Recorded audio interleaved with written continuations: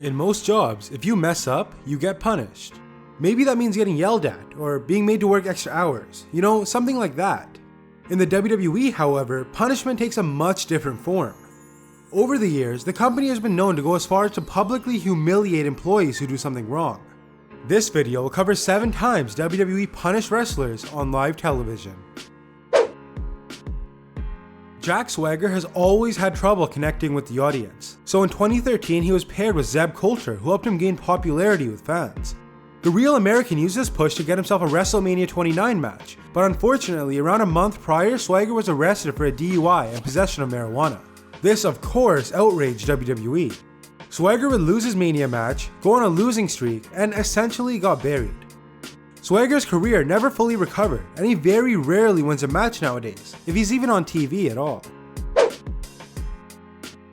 For those of you who don't know, Triple H was involved with the infamous curtain call, where Shawn Michaels, Diesel, Razor Ramon, and himself broke kayfabe and embraced each other in the ring, coming together as both heels and faces. Vince was not happy with this, as of course at this time wrestling was still real in the eyes of many. Well, since Diesel and Ramon left for WCW, and Michaels was a champion at the time, the only person left to punish was Triple H.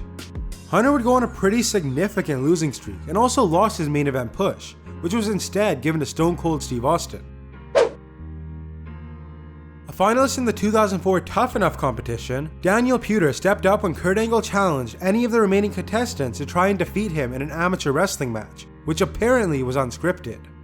Now Daniel had an MMA background and could actually hold his own. As the two engaged, Puder quickly got Angle into a real Kimura and nearly snapped his arm. The quick thinking of the referee got Kurt the win, but he was visibly furious after the ordeal. This incident, combined with the fact that he was quite cocky, meant WWE had to take action. This time, that meant having Eddie Guerrero, Chris Benoit, and Hardcore Holly beat the hell out of him during the 2005 Royal Rumble, before releasing him from his contract shortly after.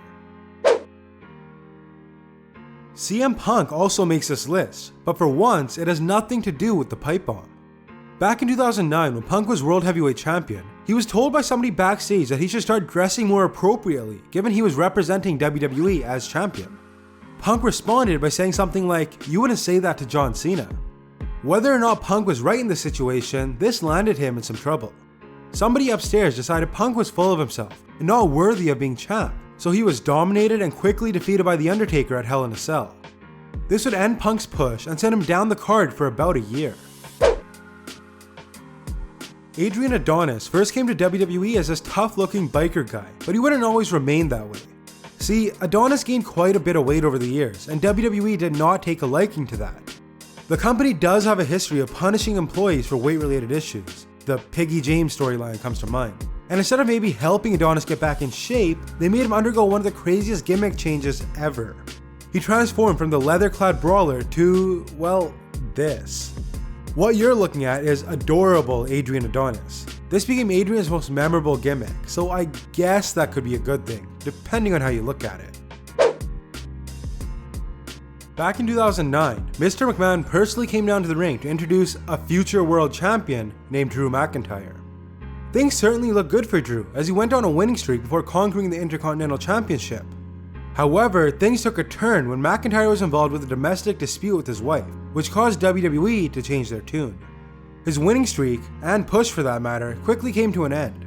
He disappeared from TV for a while before coming back to a losing streak and joining 3MB. From future champion to losing to El Torito, McIntyre was absolutely humiliated by WWE before being released. Trish Stratus is among WWE's top female performers of all time. However, Trish's ego reportedly made her hard to work with, and for that, WWE had to punish her. What's the best way to go about this? Completely humiliate her in a segment so degrading many countries wouldn't air it, of course. Yes, I'm talking about when Vince made Trish get on her hands and knees after removing her clothes and bark like a dog. If you haven't seen it, you should, just to see how bad it really was.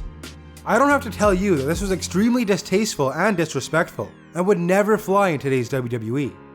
I don't know about you, but I don't think having an ego was worthy of this punishment. And those were 7 times WWE punished wrestlers on live television. I hope you enjoyed the video. If you did, please give it a thumbs up and subscribe to keep up to date with everything on the channel. As always, thanks for watching, and I'll catch you in the next one.